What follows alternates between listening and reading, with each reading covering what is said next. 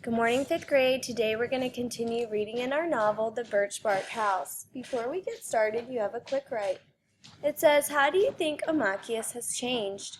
Why do you think she has changed? Press pause to write down your answer and play when you're ready for the focus question. The focus question for today is, how is Amachius changing, and how do these changes reveal important themes about nature and growing up? Our vocabulary words are soothe, and that's when you gently calm, a person or their feelings. And so this is a tooth that's aching, and he's trying to soothe himself with an ice pack. The second word is pose, and that's when you stand a particular way so that you can be photographed or drawn. And so these are different poses. And then the next one is refrain, and that's when you stop someone from doing something. So it says, please refrain from using cell phones, or do not use cell phones. Go ahead and turn the page, and we're going to use our CSPS strategy as we're reading aloud. And so it's now spring for Amachius, and she and her family are getting ready to make maple sugar. We're on page 189. Everyone in the cabin heard it. The far-off creaking, the groaning, the boom of the lake ice. The lake had started to move again. The ice was breaking up. Where is it? Once the waves began, huge sheets of ice shoved against each other, pushing towers into the air. Nokomis, Mama, Day-Day, Pinch, Angeline, and Amachius all ran outside, gazed on the horizon, and saw the crackling and snapping waves of the ice. They felt the surge of the lake water in their blood. They knew at last that the back of winter was entirely broken. Amachius grinned. Her smile was now whole new teeth had grown in over winter. She was older. Soon the spring plants would poke up through the dead leaves. The curled heads of ferns, buds, roots, fresh new leaves, fat lake trout would sleepily rise from the bottom, hungry to be caught. Siskiyou and whitefish would fill their nets. They would be able to think of something other than the next bite of food. They would be able to live again, truly live. We'll stop right there because we have information about the character. In box 1A, you would write, Amachius is hopeful about spring. Press pause to write down your answer and play when you're ready for the quote. And for the quote, we would write down these last two sentences in that section. They would be able to think of something other than the next bite of food. They would live again, truly live. Press pause to write down your answer and play when you're ready to keep reading. Angeline went to the mission school every day now. She was learning to write her name in Zaganash Mwawan, the white man's language. She taught Amachius the things she learned. Using a pointed stick to write the wet mud, Angeline showed Amachius and Nokomis the meaningful signs, which looked like odd tracks. Animal would leave these, Amachius teased. Be patient, Nokomis counseled. Let's find out what your sister has learned. These letters, Angeline said, eager to share her knowledge. One follows the next. You look at them just like tracks. You read them. They have a meaning and a sound. Hoo-ha! That's a great idea! Like our picture writing, Nokomis said. The girls knew, like Fishtail's father, Day Thunder, who kept the records for the religious gatherings, and Midawiwin, and etched stories and songs in scrolls made of birch bark. They had seen some birch bark writing, and they knew that Nokomis could etch pictures into bark too. She also knew where certain marks had been placed upon the large lake rocks long ago. Some of the marks were made by the spirits, some were made by humans, others were drawn by giant race of people who had lived on Earth in the old days and had disappeared. Angeline's description of the white man's tracks interested Amachius in spite of herself. The system sounded incredible, sounds, meanings, but the idea made sense. Thereafter, to learn the Zagan Ashimawan letters and sounds became a source of amusement, for the evenings were still long. "Aye," said Angeline, tracing the letters on the rough stone of the hearth. "A," said Amachius. "B, C, D." She learned to make pictures, and she learned to make the sounds slowly, all of them. Words would follow, Angeline said, but Amachius could not believe that would happen. She remembered the last winter, before the sickness began. She had seen Fishtail walking from the mission school. He had learned to make the white man's tracks. Had he learned to write his name? Had he learned to read the words of the treaties so that his people could not be cheated on the land? We'll stop right there because we have information about the setting. In box 2A, you would write, Angeline teaches Amachius and Nokomis the English alphabet. They practice writing in the mud with sticks. For the quote, you would write down the sentence on page 190. "They're letters," Angeline said, eager to share her knowledge. "One follows the next. You look at them just like tracks. You read them. They have a meaning and a sound. Press pause to write down your answer and play when you're ready to keep going."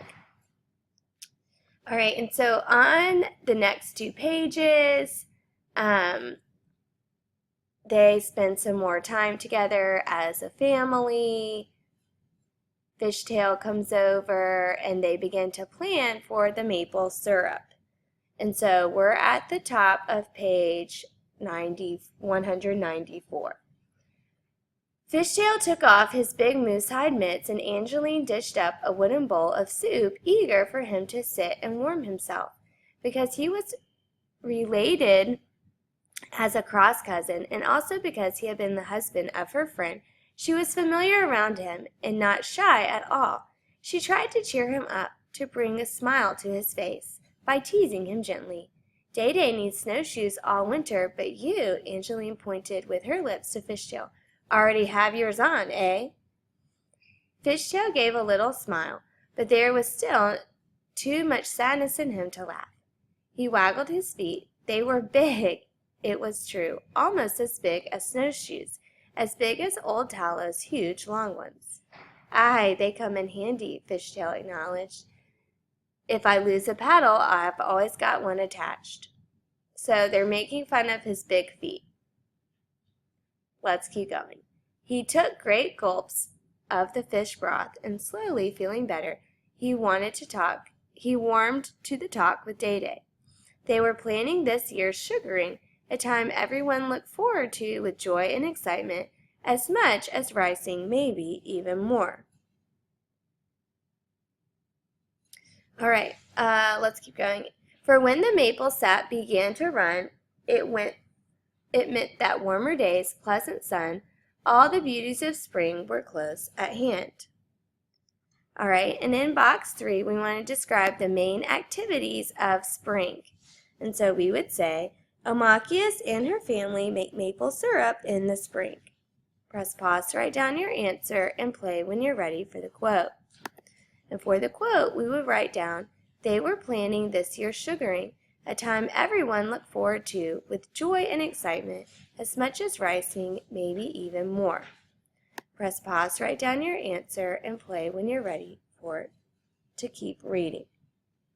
All right, and so we have the weather of spring. It makes people hopeful. The characters are learning English in the spring, and they're also getting ready for maple sugar. In box 4, we're going to look for how the characters feel in the spring. We're at the top of page 195. The sweetness just at the raggedy end of winter. Nokomis was excited as a girl, and her enthusiasm made everyone smile with affection.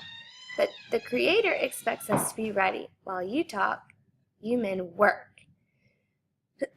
She herself was smoothing out a paddle to use in stirring the syrup, and just the day before Day had started hollowing a peeled smooth piece of basswood for a trough. Now Day asked for the use of Amachias's gun barrel flesher. She brought it quickly from the place in the corner. She was glad to find another use for Day's gift besides the usual unpleasant one of scraping hides. Taking the hide flesher in his hands, Day sharpened the end well of his sharpening stone. Holding the barrel with his strong fingers like a chisel, he hit the other end on his mallet, tapping long slices of wood away from the inside of the log.